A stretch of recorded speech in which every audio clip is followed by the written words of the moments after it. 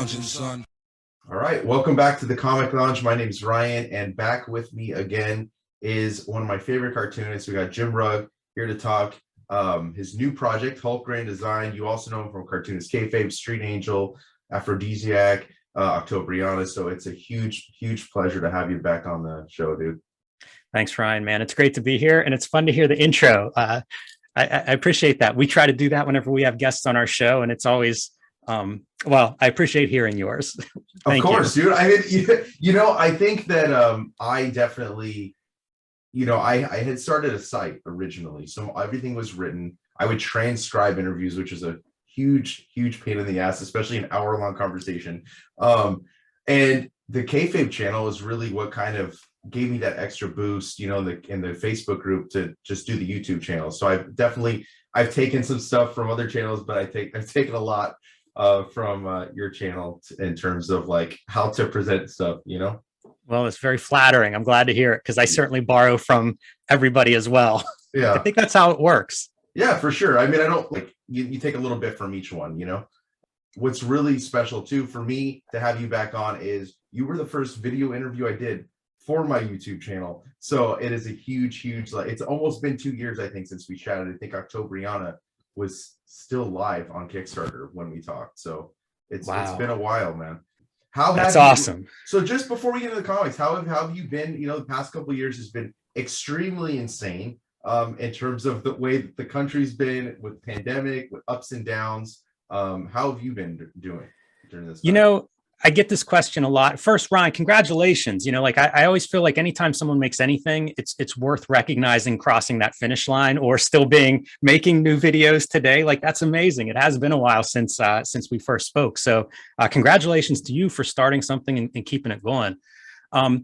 Yeah, I get that question a lot. It comes up with, from friends and family to a YouTube conversation like this, and I never quite know how to answer. I spend so much time in a room by myself, and I have since I quit my day job in 2007. And I remember 2008 was like that real estate bubble, economic collapse. And it was a similar experience where like I'm sitting in a room by myself, just listening to media. And I don't know, like my life doesn't change too much, but what I'm hearing is horrific. So I never quite know how to answer it. I feel like it's certainly had an effect, like just the kind of the energy of everybody around me, friends, family, neighbors. I can feel that. I'm grateful to have a project like Hulk Grand Design or Cartoonist Kayfabe or Octobriana. I'm grateful to have a project where like I can really just focus on that and spend some time, maybe away from media feeds and in my own head. And, it's in the case of the Hulk, it's this fantasy fun project. It's a nice place to get away. So I'm very grateful to have something like that. I think it probably helped me a lot through lockdown because I didn't have a lot of free time. Like I was focused most of the time on working on Hulk Grand Design in that span. So if you want to know how I am, read Hulk Grand Design and maybe you'll get some indication of where I was at different points in the process, because this whole book was pretty much created under those conditions. Yeah, I mean, I think that I myself asked you last time we talked, if you could do a Grand Design, what would you do? Right. And I think that everybody was kind of expecting it. We had Ed with X-Men. We had Tom doing Fantastic Four. So it was just a matter of what and when you were going to do. And I mean, you talked about it on the channel. Like you read the entire, I think you said 500 issues, right? Twice. Yes. And almost a third time I was realizing like, because when I would write, I had like a loose outline, like one sentence per page, pretty much across my 80 pages. And sometimes that page would cover an entire artist's run or a, 4-part story or, something like that. And it was like, when I would get to each page, I would sort of reread the key issues or the issues that pertain to that sequence or that piece of story. And so like, the more I think about it, you could probably say I've read it 3 times, and some issues more than that, because some of those issues are a little bit confusing at times. How did the projects come about with Marvel? Was it you were approached? Did they ask you what you want to work on and you got to pick from a certain amount of characters? Like, how did that all pan out? It's been a while. It started shortly after Ed did X-Men Grand Design. Like before that book was finished, the issues that started to be released did really well. And so Marvel was like, well, what would we do next? Or how would this look if we tried to do more or expanded it?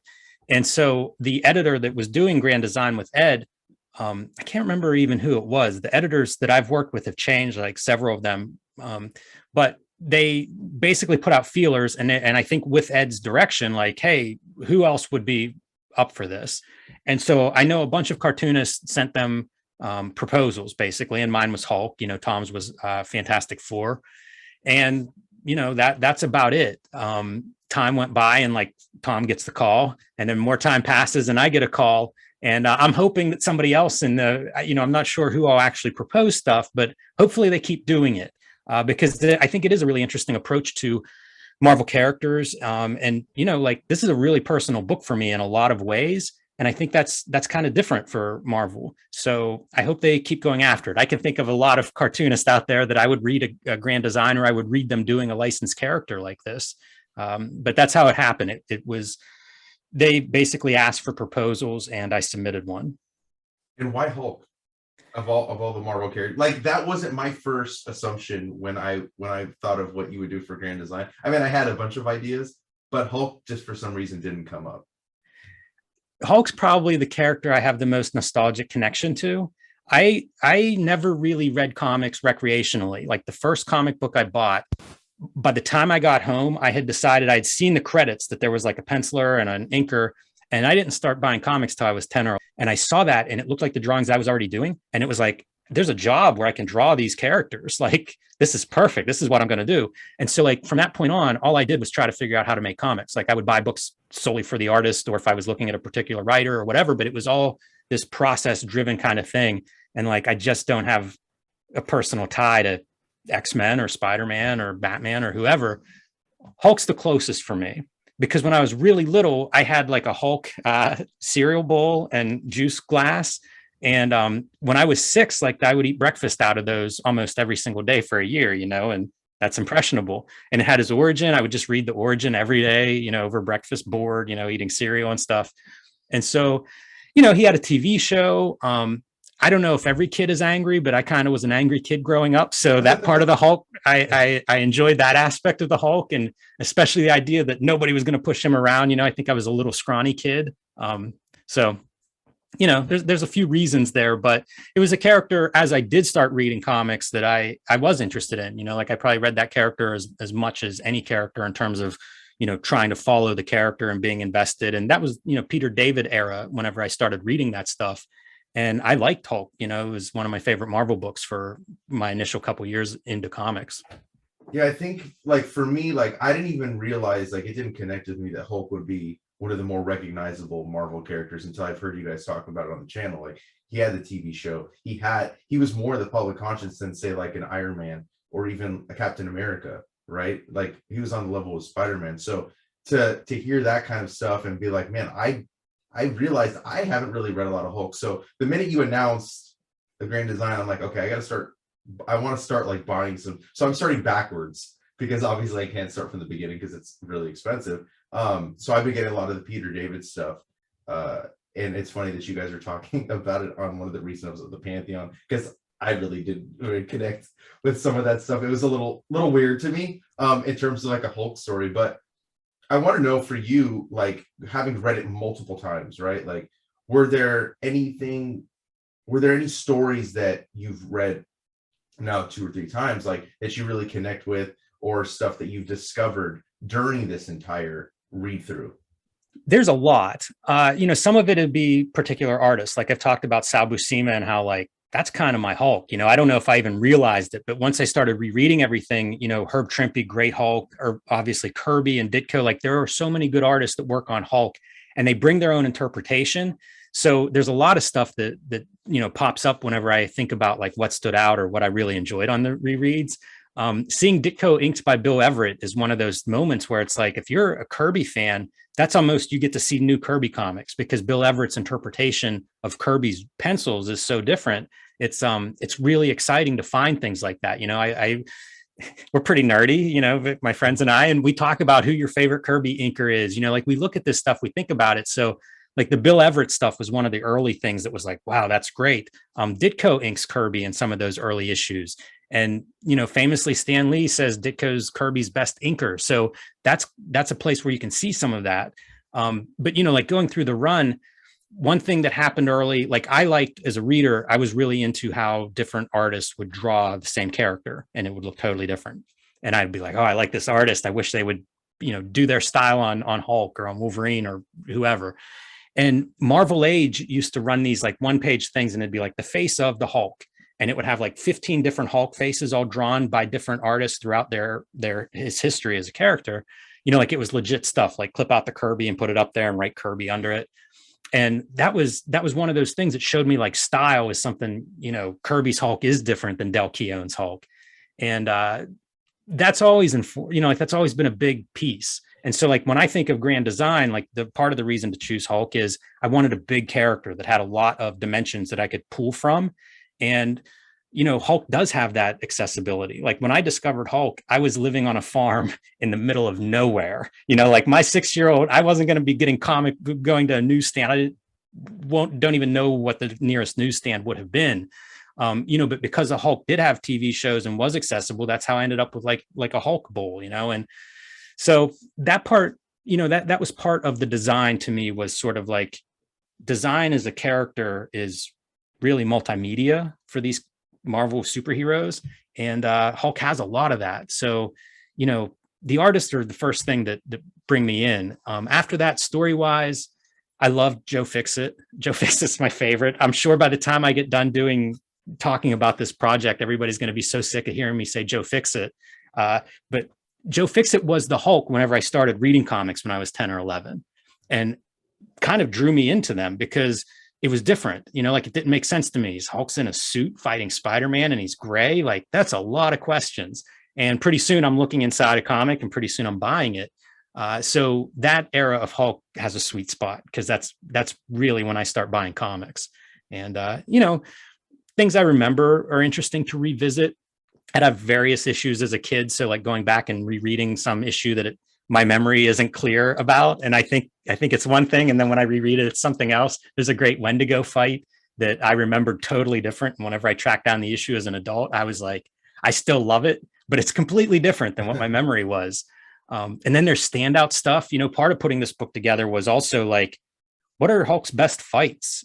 And those don't always happen in Hulk. You know, sometimes it's a crossover somewhere. And so it's not just the Hulk book, but it's also just like his presence everywhere, you know, like trying to find the best Hulk stories, the best Hulk moments, the best Hulk fights, because it's a fight comic, you know, it's a monster fight comic.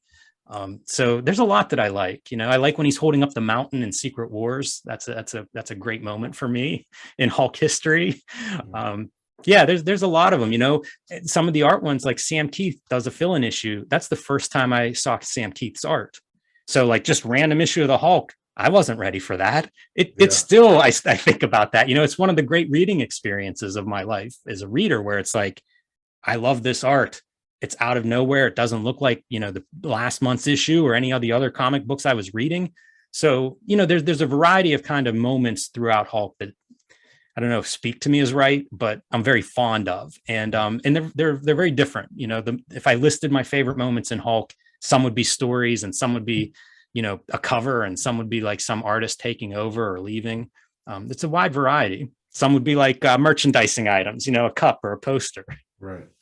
And in terms of like, okay, you got the assignment, right? Like, how did you start? Like, is it a mix of reading digital and physical copies? Like, where you're like, okay, now it's time. Like, I have to read everything.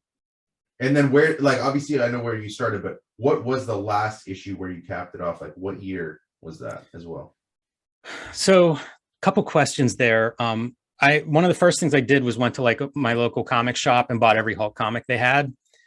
I would borrow comics from people. I would get digital comics. So whatever it took, you know, like I just needed to have access and read this stuff and try to figure out some kind of story. From there, I was having trouble, like, because I was trying to figure out like, what's the overall story to dictate like how far I read. And I ended up reading into, I think, the late 90s. Basically the end of the Incredible Hulk Volume 1 is about where I stop. Future Imperfect is a big piece. You know, that's important. It was published earlier, but, you know, like storyline wise, you know, it exceeds the end of that Incredible Hulk run. Mhm. So that's about where I stop. I say like, 40 years, 10,000 pages, somewhere in there. For anybody that's like you have to obviously you have to pick and choose. You have 80 pages to tell 40 plus years Yeah, of about history. 500 issues. Yeah, that's a lot. So how do you where hold on. What would you recommend people like pick up, right? Like if they want to pick up bits and pieces of the whole, because obviously it's a lot to read. Like I told you, I've been picking up some of the Peter David stuff and working my way back. What would you recommend people read, like primers for the book? Wow, that's a good question. I mean, it really does cover that history of the Hulk up to that point, up to, 40 years. So you can't go wrong anywhere. Um, I would say look for what is accessible to you because there is so much Hulk and it's going to be represented. The first book is called Monster, and it's basically the mindless part of the Hulk, which runs through, issue 300 probably is about where that first issue covers. So if you're into monster fights, really any of that stuff I would recommend. If you found it in an Essential or Masterwork or Marvel Unlimited, something like that. That's fun stuff. That's Herb Trimpe and Sal Buscema, Jack Kirby, Steve Ditko. Some cool like fill-in type issues, like Jim Starlin does a standalone issue that's really this sort of horror tinged monster fight issue. So if you're into sort of the monster Hulk and what I'd call the classic Hulk, that's the place to start. Like the first 300 issues, it could be the Tales to Astonish. After the first 6 issues of Incredible Hulk, it goes to Tales to Astonish and splits the book with Namor, and then it comes back into its own issue around issue 100, 105, something like that. Marie Severin is in there. It's kind of like what you think of as classic Hulk. Any of that run, you will find some of that classic style. If you think of Marvel House style, that's kind of the house style, that Kirby built. That's the legacy, I think, through that run. After issue 300, Bill Mantlo had started to sort of like play with the Hulk's personality and psyche and really opened up some new avenues for Hulk as more of a character as opposed to just, Hulk smash. And there are exceptions. There are, Hulk's personality changes here and there a little bit in those first 300 issues, but it's mostly Green Hulk smash. Once you get past 300, you start to see different things. Like they try to imply that Hulk is based on this anger and, Banner suffering PTSD as a child through domestic violence.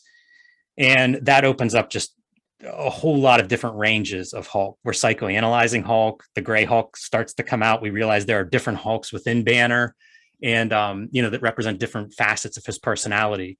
And so, of course, that's kind of a very different direction. Rather than Hulk fighting monsters, now it's like Hulk fighting himself. And you get guys, Mike Mignola does a run there. Todd McFarlane does a run. This really great guy, Jeff Purvis, draws Mr. Fix-It whenever Hulk is a bouncer in Vegas. That's such a fun, I wish you would have spent 4 years there instead of in the Pantheon.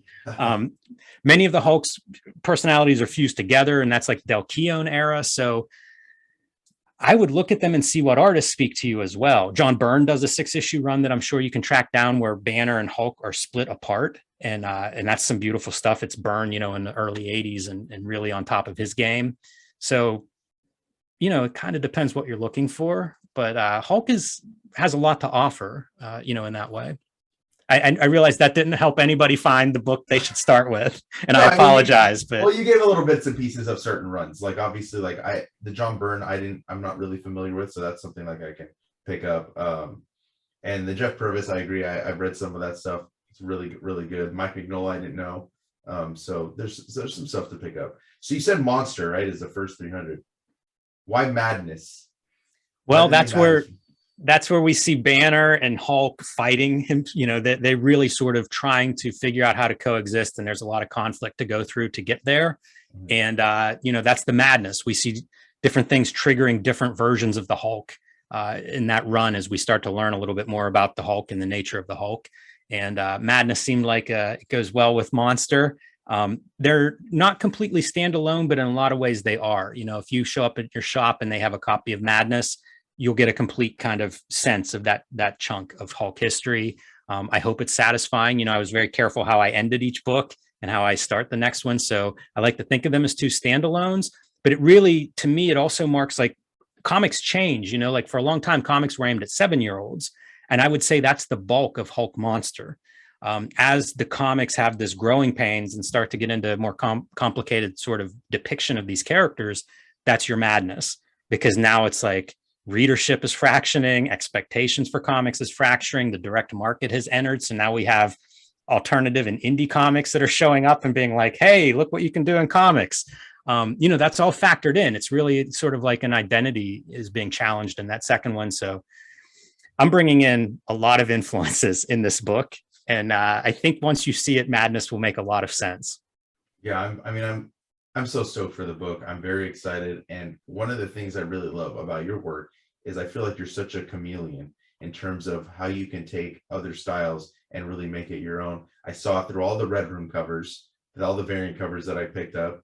And this is a huge chance too. Like I'm expecting like you're going to be really having the influence of all these major artists and kind of putting your spin on that. And like your design work, I think is something that really stands out. And I've seen obviously some of the pages that you showed. What was the mindset? I know you said you spoke on it because there's so much and you have to condense it. So you have to take maybe a full run and it's one page, right? But how did you decide how to approach displaying the book for us to read as fans? One big difference is usually I design my books by spreads. So whenever I'm drawing like Street Angel, I'm drawing 2 pages at the same time. And it's the 2 pages that you'll see whenever you open to that, either one of those pages, a spread. Whenever I approached Hulk, because I knew it was going to be more dense, I approached each page single. And so like I would say Sunday comics, like there's a long, rich history of the big broadsheet Sunday newspaper comics that told an epic in 1 page. Those are a big influence on how I approach this, where it's like 1 page and I'm going to do, a theme, an idea, a storyline, a famous cover, whatever the thing might be, but some piece of information is going to be on this page as a complete unit. And that influences everything. The way I lay out the page, what I'm doing there. Advertising is a big influence on how I put this book together. So there's a lot of variety from page to page as you read it, which I hope is going to create a rich reading experience. But it's also like any trick I could think of. Like I was making notes as I would go of just things that I wanted to make sure if I had an idea for some unusual storytelling thing or a different page layout, like I wanted to get there. I want this to be a visual feast. And so like, that's a big part of the storytelling, as much as I can show, it's great. Like I'm making final edits for print now over the next 2 weeks and last week. And I replace panels and stuff like as I'm going and I'm like, maybe I'm fixing a comma or misspelling. I'll see a panel and think, I could do that this other way and it would be better. So like I'm redrawing things and tinkering, but it's also like I just replaced one image that I really liked my first time through and I had a better idea for it. And it's like I've replaced it and cut out, 50 words in the process. And to me, it's like, I think I'm showing what I wanted to much more clearly and, telling less with words. And so, it's a visual experience. So that's what I'm trying to do in terms of the design of the project for readers. Like I want it to be this thing. And especially once it's, like you're reading it in front of you, it's a bunch of information about the Hulk that's hopefully presented in a way that makes you want to read more and dive in and look at it again and share it with people. Like during your editing, is there anything that you had to cut that you wish you could have left in due to the page restraints? No, not really. I'm pretty happy with this book. I'm really happy with this book. I've gotten, whenever I finished each book, I went through and I made all of my notes of things that I will change time permitting, or once I've had some distance and I can go back and read it. And then once I finished it, the editors did the same thing. So, I had these lists of notes and revisions and things to really like kind of look at it and see, is there a better way to do that? Am I missing something? And I'll be honest, like the changes that we've made, the changes the editors have suggested, changes that I had, I'm really happy with where the book is. So, I'm sure there were things at the time that I was cussing my limited page count, but at this point, looking back, I'm pretty happy with it. And there's one piece that I intend to put in as I fix issue 2 for print. So I guess technically there is one missing piece, but it won't be missing by the time everybody reads the book. Okay. And you are huge with process. I mean, the Octobriana process zine that you put out, massive. Is there a chance, and I know I'm thinking far out, like I'm going to be buying both versions, the single issues and the inevitable Treasury edition that we're going to get. is there a lot of supplemental material that you're hoping to be able to include in that as well? Yes, there is, but I'm not hoping to include it. I'm going to include it. Okay, I like that. I'm designing the book collection, and once I send these 2 issues off to print, they're due in 2 weeks. Well, one of them was due last week, and it's gone. So once I finish that second issue, I will turn my attention to the book, and I'm going to design that book. And that process zine, the Octobriana process zine, I've probably gotten more feedback on than almost anything I've ever done. So to me, that's a sign. People like this. And I love that stuff. It's kind of like artist editions. Like I love seeing sketchbooks, original art, notes, process, all of these pieces that you usually don't see. So I do plan to put some kind of back matter in the book collection that'll be a making of, to show off some of this art that you don't necessarily see if you just read the finished book.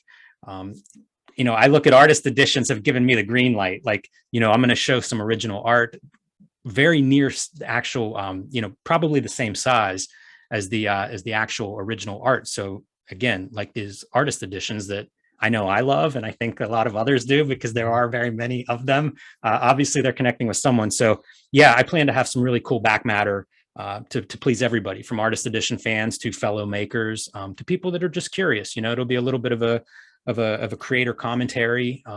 I look at like the first collections of Grand Designs, and I just cherry pick the stuff that I like, that I go, yeah, I like seeing Tom talk about, different issues or notes on the story. I need to include some of that. I've been, starting to think about things that I want to include as extra materials. One of the ideas I'm contemplating is listing like all the credited men and women who worked on Hulk issues that I'm referencing, because like it's built on their work, like completely built on their work. I looked at that work as like, I'm doing a biography of the Hulk, and these are my resources. And so, I've been thinking about trying to do something like that, either a page or a spread of like all the names of the creators that have come before me on it, because, that's important to me. Like the creators are important to me. So, I have a bunch of these ideas. This is where I may end up running out of pages, because this is going to be sort of the last thing I have to say on this project. And, there's a lot that won't make it in, but what that means is hopefully what makes it in is the best of the best. I'm very, very stoked.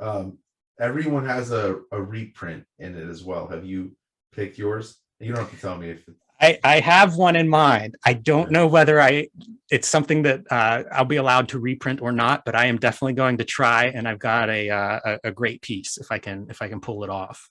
All right. Well, like I said, I'm very excited for the project. 3/16, March 16th is when the first issue drops. Cannot wait. I hope everybody listening, watching, make sure you go support it. Add it to your sub list. Tell your local comic shop to add it. Pick up some of those sick variant covers too. I know I'm picking up at least 2 of the other variant covers besides the A cover myself. How can you just pick up 2 of the variants, Ryan? One more and it'd be a complete set. I probably will pick up all of them. It depends on if it's an incentive, because if it's an incentive variant, those tend to go high. Well, I have great news. They aren't incentives. So, okay. I've been trying, and thank you, Ryan, for that plug. I've been trying to tell everybody pre-order this comic book, because that's how comic books are sold. Go to your local comic shop and tell them you want one. And we do have some awesome variants. Ed Piskor did a killer. Peach Momoko, that's all she does. Yeah. Marcos Martin did a beautiful, like the Hulk turning into the Hulk. And you can get any of those for, just pre-order them. They aren't incentive covers. So if you want that variant, just tell your local comic shop that you want it. Awesome. And then I'm sure you got some awesome ones lined up for the second issue as well. Yes, indeed. Can you spoil that or no? Not yet. I'm not going to spoil that. Okay. I'm going to be talking about Hulk a lot for the next couple months, so I gotta save something. Cool. I did see a picture of one of the pieces, and it's an artist that I love, and right now the plan is for me to color it. So this is like the project that keeps giving.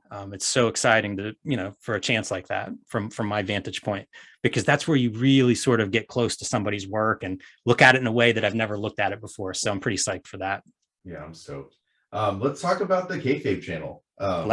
I am very, very excited to talk to you about it, because it's not often I get to pick the brain. I'm like, you're a cartoonist, but you're also doing kind of, I'm not doing the same thing you're doing, because you guys look at it in a different way, but it's cool to be able to watch the growth of that channel. I think I jumped in, you guys were under 20,000 subs. You're now approaching 55,000 subs. The growth is insane. the Facebook group that I'm a part of, just what that's kind of dovetailed into, all the comics they're creating. Could you ever have foreseen not the growth of the channel, but what has come from the channel, just the community? Because that to me is one of the most exciting parts of the channel. Yeah, no, I could not. It's not something I really thought about. Like I always say it, this was very new to me. So there was a lot more focus on like, how do we actually just get a video and audio is okay? And, the technical side took up a lot of what I was thinking of. How does this work? How will this work? What can we do? And I didn't give that much thought. And, I should have, because like I've listened to podcasts since, it used to be like NPR audio streams and things like that. And I have had a similar reaction to certain shows or certain people that we have heard from Cartoonist Kayfabe. So I should have thought of it, but I didn't. And it's been a great surprise. I love seeing other creators, from people who send us their comics. And it's like, this is my first comic. And, I made it while watching Cartoonist Kayfabe. It's the greatest thing in the world. Like, what on earth could be better than that? So I'm with you. It's been, it was unexpected, but it's been phenomenal. And quite frankly, like the stuff that I've seen people making, it's so inspiring. I think one of the great qualities of comics is like the DIY kind of what comics offer in that realm. I have a friend who's in economics and he calls it a low barrier to entry. Almost anybody can make a comic. You go and you can photocopy it, you print it on, your aunt's printer, whatever it is. Like, it's not very expensive to make a comic. And that's awesome. It means like the bored kid that's sitting at home, he can make one, she can make one. The after school club can make one. The Facebook group can make one, like anybody can make it. And that's a great thing. I think it's a good way to direct energy. I talked about at the beginning how I think working on Hulk kept me, helped me manage through, some hard times these last couple of years. Everybody's had a lot of that experience. And I think being creative and having an outlet's a great thing in those conditions. And, it affects me. I see this stuff and we talk about like recharging our batteries. That's a battery recharge. I'm a comics fan. You can see the boxes and shelves and stuff around behind me. Like, that's what got me into comics. That's what keeps me in comics. And that's what makes me excited to like add my comics to this conversation. So it's super cool. I love it. It's Cartoonist Kayfabe is something that just keeps giving back. But in terms of like when you and Ed are like brainstorming, coming up for ideas like for episodes, comics, shoot interviews, how does that all take place? Like, do you guys sit down and like do you when you're going through your boxes and you're like, oh, that looks like would be a good episode? Yeah. All of the above, we end up talking to somebody and it's like, hey, Ed, I just spoke to so-and-so, or somebody DM me and it's like, we should get them on the show. It's, some of it's just like that, you just get an idea out of nowhere. I make a note on my phone, so I won't forget. But also you're sorting books or you pull one out and say, this would be a good episode. It might be something I'm looking at just to read, but guess what? That's what I want to talk about, the stuff that I want to read. So yeah, it happens all those ways. And sometimes, like Ed does the same thing. So we record and I'll come over and there might be a stack of books that he's pulled out. Maybe he was organizing a box and like, these are the ones that he's like, we could talk about this, or look at this artist that we've talked about, but never had on the show. So it's pretty organic. And I love that part. I often talk about how when I was a kid and video stores proliferated, it was like 10,000 movies that I've never seen before. Where do I begin? And it was random and I didn't know what I was looking at. And I'm staring at lots of box art and being influenced. I think we've lost a lot of that in sort of like a social media age where we recommend stuff to each other, and it's kind of what Cartoonist Kayfabe does, but there's just so much sort of like feedback and like, digging through comics now has taken on a whole nother meaning, and it has rekindled that chance, that randomness that I enjoy that, like I don't know what I don't know until I stumble across it sometimes. And so that's exciting too. And it comes from, a lot of sources. Sometimes we have guests come on like Tom Scioli and Warren Bernard, and they have ideas, or they have a collection that, what do they have that I want to look at that they have and I don't? Like, come on in, bring this along. So, there's a lot of ways. It's funny. One, I feel like we've just scratched the surface of like comics that I'm interested in rereading or reading for the first time or talking about. And, on the other hand, like we've done over 1,000 episodes. And it's almost like it becomes more vast the more we look, and the more that we look at. So it's interesting. I thought at some point maybe we'll run out of we do daily shows. I know, it's crazy. I don't know how you guys do it. It doesn't feel. I feel like our list is getting longer, not shorter. Because one episode usually spawns 3 or 4 other ideas, and it really is like we used to drive to these comic book conventions in the car and just talk about comics for nonstop for 60 hours over the course of a weekend and back. And that's kind of what the channel is. Like, we're having the same conversations in between recording that we have when we're recording, but it's mostly like, hey, maybe we should look at this X Factor issue soon, or, whatever we've come across that week. So. And how do you guys, like, how does that schedule work? I mean, like you said, you're doing daily videos, which I don't know how you do, because I mean, I have a full-time job, and like, it is so difficult to try to like set time aside to record, especially, like setting stuff up, right? You guys do the overhead videos, which, that's time consuming. You guys just have a day dedicated every week where you just knock out a bunch of episodes. How many episodes can you usually do in a day? Yeah, we do. We usually do 7 unless something's going on. Like if we're traveling, maybe we'll do a couple extra or something. But it's basically like, what can you do in a day? And a day is you can get 20 hours out of a day if you only do it once a week. But yeah, it's a long day. But it's same deal. It's kind of that like recharge the batteries. I usually come out of there feeling like I've just stuck my finger in a light socket or something. It's there's a lot of energy there. And as a cartoonist, like, this is how I learned to make comics, was looking at comics and trying to understand, like, why did Frank Miller do that? Or how did Todd McFarlane draw that? And that's also, like, I feel like I continue to get better as a cartoonist because of the stuff that we're doing, the stuff we're reading and talking about and looking at, or the people we're talking to. So, there's a lot of benefit for me personally. Like I always say, check the selfish motives, because then you can trust why the person's doing what they're doing. I get a lot out of Cartoonist Kayfabe. Like, I want to be a better cartoonist next year than I am this year. And that's one piece of where I'm gathering information from for myself too. Yeah, I mean, I've discovered a lot of stuff through the channel. I've revisited stuff because of the channel. There's the kayfabe effect. So the minute you guys drop the video, I have to go to eBay or I have to go to mycomicshop.com to try to buy it before it skyrockets, and we need to get a piece of that. That's we hear that a lot. It's crazy. It's absolute insanity to where you can tell a listing that hasn't watched the channels yet because it'll be the cheapest one on there and you have to snatch it up. I've literally like, I'll get that later, and it's gone within an hour. It's crazy. Well, I've kayfabe affected myself too. Occasionally we'll be looking at something and it's Ed's copy of the book and I don't act fast enough. And then it's like, oh man, I could have picked that up. Yeah. I could have picked that up Thursday night. Like, what? I blew it. So it happens to me too sometimes.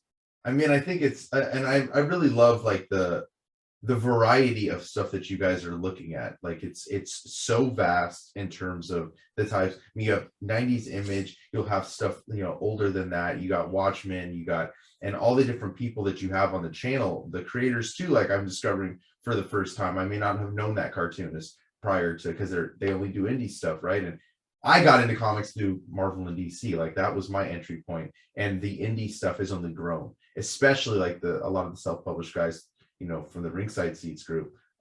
That's why I've really tried to spotlight some of them on my channel, because I want to have every type of like creator on the show. The growth of the channel, you guys have also said, like, when you hit 100,000, there's going to be a con. What does that look like? Because I personally, like, cons are coming back. They're obviously, I think some of them have gone away now because of like the numbers going up with COVID. But how serious are you guys about doing this? I was going to say, I don't remember us saying that. We wouldn't have said that, would we? I think Ed said it. Yeah, I think so too. Hey, if he said it, that's what we're going to have to do. We talk to different people that run cons. We have very good friends who run cons, like Shelton at Heroes. Warren has run SPX for years. And so we kind of understand.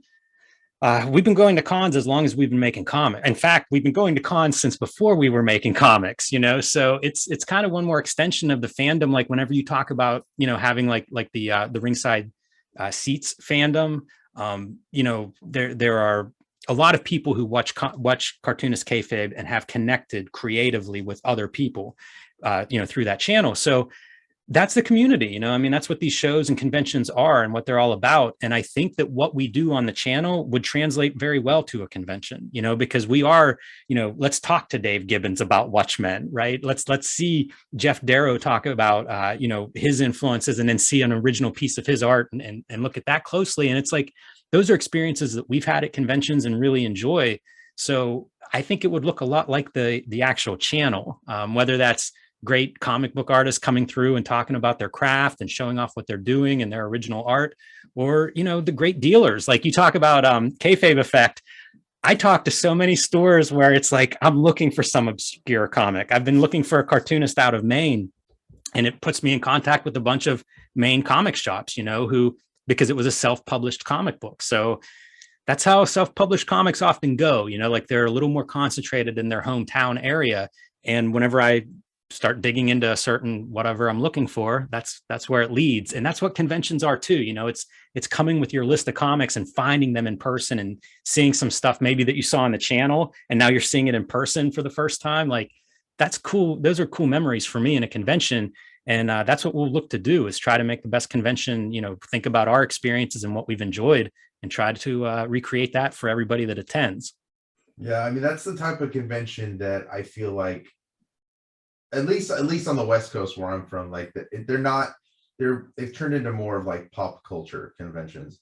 I just want to go to a comic book convention where it's comic book creators and comic book dealers, just an old school Comic Con, because that to me is what is enjoyable. Going through long boxes, going through short boxes, finding some gems, meeting indie cartoonists, meeting cartoonists that are more well established, so that's definitely something that I think would be really dope for you guys to have your own convention. Yeah, it seems like that's the direction we're going. So I don't know, man. It'll still be a little while, as you say. Conventions aren't even quite back up and running, but it's something that we've talked about and talked with different people about. So I mean, the Maui Con that was your first convention, right? Yes. How was that experience? Finally getting back into the con, scene and being able to see some of the people that you haven't seen in a while as well. It was terrific. And it's a lot of what you described. I met new cartoonists that were local to Maui comics scene. That was really cool. I got to do some digging with Maui Comics, the local vendor who actually puts that show together and brought us out. So it was awesome. I met some cartoonists that I'm fans of, and first time talking to Liam Sharp, Frank Cho, Arkiko Johnson. So it was really good. I had a great time, and it was nice to see a bunch of people that are into comics and talking to fans coming through just about comics. That felt pretty good. So I've definitely missed that part of this experience. And, like everybody else, hoping that it comes back and comes back better than ever. I know that I appreciate it, and I have a feeling as it comes back, that's how people, I think a lot of us will appreciate those things when we can get back to them. Yeah, you definitely don't appreciate stuff sometimes until you don't have it. I mean, I've always appreciated being able to go, but being able to go, I think I went to LA Comic Con, that was a couple months ago, and just being back on the floor and like looking around and just seeing so many like comic book stuff and creators, it was such a good feeling. And I just can't wait till they're back full force and being able to, travel, go to some out of state ones as well. So before I let you go, I just want to ask a couple more kayfabe stuff. David Show guested for a week going through issues. How and why did you guys decide to do that? That was something definitely very different than you guys have done on the channel before. Usually if you do have a guest, they're with you recording, but you're cross country, right? David Show's in LA, you guys are in Pittsburgh. So how did that whole week of content come about? It's something that we've talked about doing, and it was a matter of, again, figuring out the technology of it. How can we show the comics? How can we show the comics to a guest who is remote? All these things. And we've been working towards that. And there's a lot of cartoonists that we're friends with over the years, or, through the channel or whatever. David Show is one of them. And it was almost like right place, right time. Like we had basically gotten our situation like, okay, I think we're ready to try this. And it was at a time shortly after LA Comic Con. I think it was LA Comic Con, where David Show interviewed Frank Miller on stage. Yeah. We were watching that. in the airplane to Hawaii. And so it seemed like it just fit a good time, like it was like, let's talk to David Cho about this experience, because we had been talking a little bit off air about it with him. And it was like, man, that sounds cool. Like, come on, talk about it. And we'll try, we'll use you as a guinea pig. We'll test it out and see if our camera setups work. And they did. And it was just a ton of fun. So, yeah, we've done that now a couple of times. We did Watchmen 12 with Dave Gibbons. You know what I mean? Like, it's super cool. And it was just a matter of getting the tech in place. And it is. So, we'll probably look to do more of that in the future. It really depends on who it is, or, if there's something that we think of and it's like, this would be the perfect thing to get, fill in the blank in to talk about. And it comes, again, like all the shows, it sort of comes in different sizes and shapes. There just isn't one formula for any of this, but it depends on the person and their availability and what we have in front of us. Okay, cool. And then in terms of like upcoming content, is there anything that you're really super stoked to premiere? Any like shoot interviews? You don't have to tell me who they are, but you just dropped Brian Lee O'Malley, which is a huge one. Anything else coming up down the pipeline that's already set and ready to go?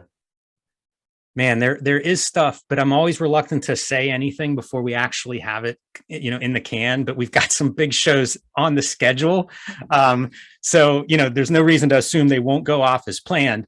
But we have some really big surprises coming up, like this month, and if everything works right, and we have some more interviews with people where we're like going through books with some cartoonists that we have shot that'll be coming up. So I don't know if there's any specific surprise that I'm ready to announce, but again, we are not running out of ideas. What we need are more hours in our day of shooting, is what we need. But yeah, I expect it to kind of continue, more shoot interviews, more like, let's flip through your favorite comic or a comic that you made, and continuing to look at art and comics that influence us. We have some outlaw stuff planned coming up, which is always exciting for me. I love that era of comics, that 80s black and white explosion. I've been sleuthing around for one cartoonist in particular, and I think we're ready to record an episode about this cartoonist. So that's kind of fun. It's almost like investigating, tracking down issues. That part's pretty exciting. So Richard Corbin, we plan to talk about Richard Corbin on our next recording session. That's always a highlight for me, one of my favorites to kind of dig into and look at, and a lot of Hulk. There'll be a lot of Hulk coverage coming up. Awesome. And any Wizard episodes coming up? Probably. I have pulled them. We were doing them there in the beginning weekly, and then we cut back. And we've done a couple monthly, and I think we're going to try to get into that kind of a swing. But again, it's pretty organic, and a month goes by very quickly, and you realize like, oh, we didn't cover our Watchmen this month, or we didn't cover our Wizard this month. So yeah, definitely there's more Wizards that we want to cover. It's just a matter of getting them on the schedule, and it is very kind of fly. It's just the two of us. So it's really interesting. Like, we don't have a booker or a scheduler. So it's kind of interesting, because now and then one of us will get a text message from somebody, and it's like, hey, we need to make a change of plans this week because look at this. But that's part of the fun from the creative side. It's very spontaneous. Okay. And then in terms of what you're doing, your content you're putting out, the Hulk Grand Design is completely taking up your time. Have you already thought of like post Hulk Grand Design, like, I know you have to design the book, also the Treasury Edition. Have you already decided what you're going to do next, or is that still kind of up in the air in terms of what your next focus will be? I want to do a 5-subject notebook collection of all of my ballpoint pen drawings, along with a bunch of new ballpoint pen drawings. Right now, that's kind of what I'm looking at, and I've been slowly putting things in place for that. I don't know whether that'll definitely be the next thing that I do, but right now it's kind of it's near the top of my like plans. If I started a new project this week, that would be the project I start. Things can change, like after I finish the Hulk, I'll probably take at least a week and just sort of like sit somewhere, curl up in a ball, and maybe sleep for a week, and think about what I want to do next, because these projects, they can be huge. Hulk is probably going to end up about 2 years of my life with some other stuff mixed in, but it's a big project. It's a big commitment. And so, I have a few ideas of things that I'm interested in, and maybe even some stuff I've already started. But it's a matter of like sitting down and looking at what do I really want to do and what fits my schedule and where I'm at and things like that. So I don't know exactly, but there's a bunch of ideas that are like chomping at the bit and trying to get that time slot in there. So we'll see. I'm not sure. It'll be exciting, you know, because it's a reset. It's like, talk about start over with a blank sheet of paper. You start over with nothing. I mean, at this point, it could be a web comic, it could be a social media comic, you know, it could be a crowdfund project, it could be a pitch to somebody. Like, it's just very wide open at that stage where like literally find an idea that you're excited to try to wrangle and then just like ride that thing into whatever it becomes. And it's super cool and fun. And it's some of my favorite part of this process, but it's also like, we'll see when I get there. There's definitely some ideas swimming around in my head though. All right. Well, I'm very stoked to see anything you put out. I can't wait for Whole Grain Design. I'm excited about the prospect of another notebook drawings because those are hard to find, you know, the ones that you did put out in the past. And before I let you go, just real quick, I wanted to know if you have anything that you've read recently that you want to like shout out, any cool recommendations maybe you have that you guys haven't talked about on the channel that you want to. This is always a hard question for me because I have so many things that I read in a week. But one thing that I've read recently, and it would have been last year, but like the final book came out in December, and that's The Strange Death of Alex Raymond, the Dave Sin, Carson Grumball, Sean Michael Robinson collaboration. It's a really interesting graphic novel. It's it is as close in my experience of reading as like getting into somebody's sort of brain and like following thought patterns around, which is weird. It reminds me of being John Malkovich or something, except it's sort of comic centric. You know, it's kind of comics history, but it's really a strange like narrative experience and unlike anything I've ever read, watched, you know, heard about. So that one's pretty interesting to me. Otherwise, I don't know. There's so much stuff laying around. I'm trying to think. Like I did just finish the Banner, Richard Corbin's Banner miniseries in preparation to talk about it this week. So that's one that I just recently reread, and that's a really pretty fun reading experience. We did that Eric Stanton piece that's it's live now on our website, but he was a fetish artist, and I read his biography over Christmas and was looking at a lot of his work, and that was a really interesting artist to look at because clearly it's a comic book artist, went to school with Steve Ditko, made comics for 50 years, the last 20 essentially as a self-publisher, the last almost 30 as a self-publisher and self-distributor and stuff. And it's a fascinating piece because like this is a guy that totally operates outside the system of like say a Marvel and DC, but faced many of the same kind of exploitation issues that are rampant in comic book history. He dealt with those even though it was working with different publishers and distro people, and eventually figured out like by doing it himself, that was the key to his success. So that's a pretty interesting story and somebody I've spent some time like, you know, reading about and looking at his art. That's been pretty interesting. Like I've been aware of him, but not his whole story. And I still don't know his whole story, but the stuff that I uncovered has been fun. So yeah, I don't know. I have a Kniff book sitting on the top of a pile here that I've been looking at for a while. You know, some of these guys are like giants, and it's hard to do a 20-minute episode on Kniff or a half an hour on Kniff. You know, like this is a guy who you could do an entire YouTube channel on Kniff, you know? Yeah. So, you know, it's a lot of looking at things that don't necessarily form an episode, but they may inform an episode, you know, a year from now, because like I have books of interviews that I read a lot, you know, so it's an interesting way to interact with comics. Yeah, definitely. You know, there was one more thing I forgot to ask you. That's when I was losing my train of thought. When you are preparing for the episode, like we see you going through the book, but do you take notes prior to, or do you just read whatever you guys are going to talk about and then you just keep it up there? Because that's something that I was always kind of curious about. We've done both. When we did Flex Mentallo, I actually published my notes on my Patreon because they were several single spaced pages. You know, it really depends on the work and kind of the nature of the conversation that we're going to have.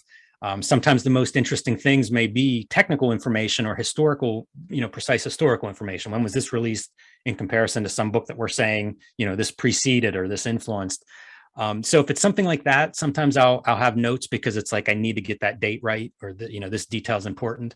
But a lot of it isn't, a lot of it's conversational. Again, it harkens back to like we have driven, thousands of miles down the road talking about comics, and this really grew out of those conversations. So a lot of it's just, let's look at this comic and give it a read, and let's talk about what you saw in it, and what your experience was with it. All right, cool. Well, again, thank you so much for taking time to talk with me. Everybody listening, watching, Hulk Grand Design, March 16th. Go pick up Street Angel. Deadliest Girl Alive is also available from your local comic shop. And make sure you get those Jim Rugg variant covers for Red Room, because those are really awesome as well. And Jim, if you could just also share where everybody can find you online, all the social links, and I'm going to drop those down below as well. Yeah, you can follow me on Instagram and Twitter at Jim Rugg Art. You can follow me on Patreon at patreon.com/Jim Rugg, where like I post, I have some zines and mini comics. I have about a dozen of those that you can download whenever you join that are out of print. So you can download PDFs of those. You can see a lot of my original art. And basically it's where I'm going to put together the process zine for the Hulk. And as I build the back matter for the Hulk Grand Design collection, a lot of that's going to be built on my Patreon. So if you're into process and into how to make comics, that's a lot of what I do there, Q&As, things of that nature. Cartoonist Kayfabe, my daily YouTube channel with fellow Pittsburgh cartoonist Ed Piskor. Please give us a subscribe there. And that's probably a full-time amount of comics there from me. So hope to see you in one of those places. All right, cool, man. Well, thank you again. And I cannot wait to chat with you again in the future. Sounds good. Thanks, Ryan. Really appreciate it. All right, man. Have a good one. Read more comics.